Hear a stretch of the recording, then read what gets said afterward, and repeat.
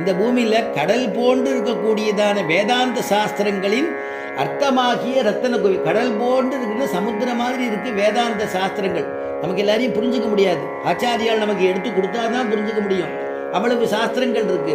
எது போலன்னா ராமாயணத்தை சொல்லும் பொழுது காமார்த்த குண சம்யுக்தம் தர்மார்த்த குண விஸ்தரம் சமுத்திரமிவ ரத்னாட்யம் சர்வஸ்ருதி மனோகரம் காவியம் ராமாயணம் கிருஷ்ணம் அப்படின்னு சொல்லும் பொழுது ராமாயணம்னா என்னங்கிறத வால்மீகி சொல்றார்.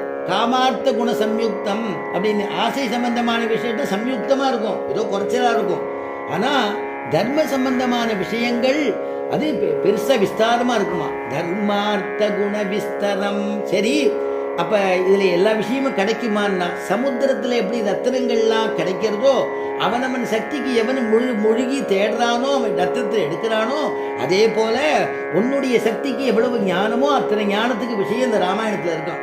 அதனால சமுத்திரமிவ ரத்னாட்யம் எல்லா ஸ்ருதிகளுக்கும் மனோகரமாக ஆனது ஸ்ரீமத் ராமாயணம். சர்வஸ்ருதி மனோகரம். ஸ்ரீமத் ராமாயணத்தை நித்தியம் பாராயணம் பண்றார் சுவாமி. அதனால தான் இந்த இது சங்கர் எனக்கு இங்கே கிடைச்சிருக்கோ என்னமோ, அந்த பிராப்தம் கிடைச்சிருக்கோ என்னமோ. சர்வஸ்ருதி மனோகரம் சமுத்திரமிவ ரத்னாட்யம் சர்வஸ்ருதி மனோ. இந்த காவியம் எப்பேற்பட்ட காவியம்? காவியம் ராமாயணம் கிருஷ்ணம் சீதாயா சரிதம் மகது. இந்த காவியம் எப்பேற்பட்டதுன்னா இது சீதையினுடையதான சரித்தம்னா.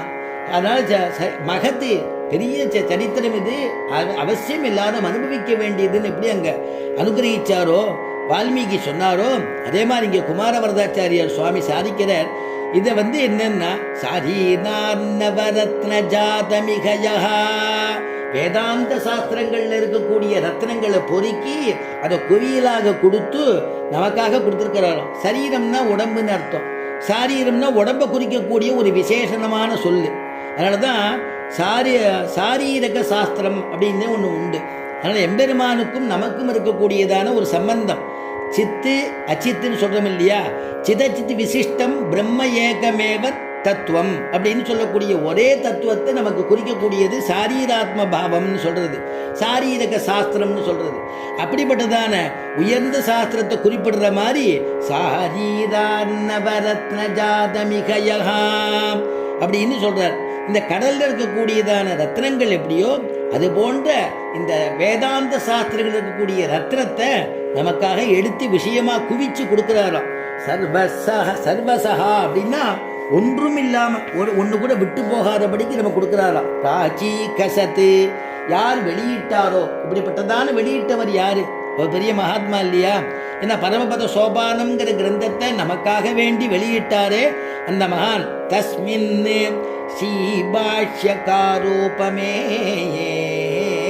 தஸ்மின் அந்த மகாத்மா யாருன்னா ஸ்ரீபாஷ்யக்காரர். ஸ்ரீபாஷ்யக்காரருக்கு ஒத்தவரான அவருக்கு சமமா இருக்கக்கூடிய சுவாமி தேசிகன். எதை வச்சு சொல்றாருன்னா ஸ்ரீபாஷ்யக்காரருடைய அபராவதாரமே சுவாமி தேசிகன் கொண்டாடுறது உண்டு. ஏன்னா குமாரவரதாச்சார் பண்ணதான மங்கள ஸ்லோகத்திலே சொல்லும் பொழுது ஸ்ரீபாஷ்யக்கார பந்தானம் பாஷ்யக்காருடையதான வழியில நடந்து வந்தவர் சுவாமி தேசிகன். அந்த வழியை பின்பற்றி நமக்கும் சொல்லிக் கொடுக்கக்கூடியவர் சுவாமி தேசிகன். அதனால ஸ்ரீபாஷ்யக்கார பந்தானம் ஆத்மனா தரிசிதம் புனः உத்தர்த்தும் ஆகதோ நூனம் இத்யுக்தாயாஸ்து மங்களம். அப்படி இல்லாம வேற என்ன அவதாரம் ஏதாவது சொல்லியிருக்காருன்னா வெங்கடேசாவதாரோயம் தத்கண்டாம் சோதவா பவேத். திருவேங்கடமுடியானுடைய அவதாரமே சுவாமி தேசிகன்னு சொல்றார். வெங்கடேசாவதாரோயம் தத்கண்டாம் சோதவா பவேத்.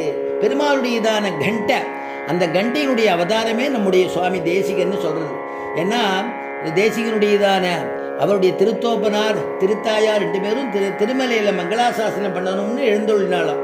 அதனால அனந்த சூரி தோத்தாதம்பாள்னு பேர்.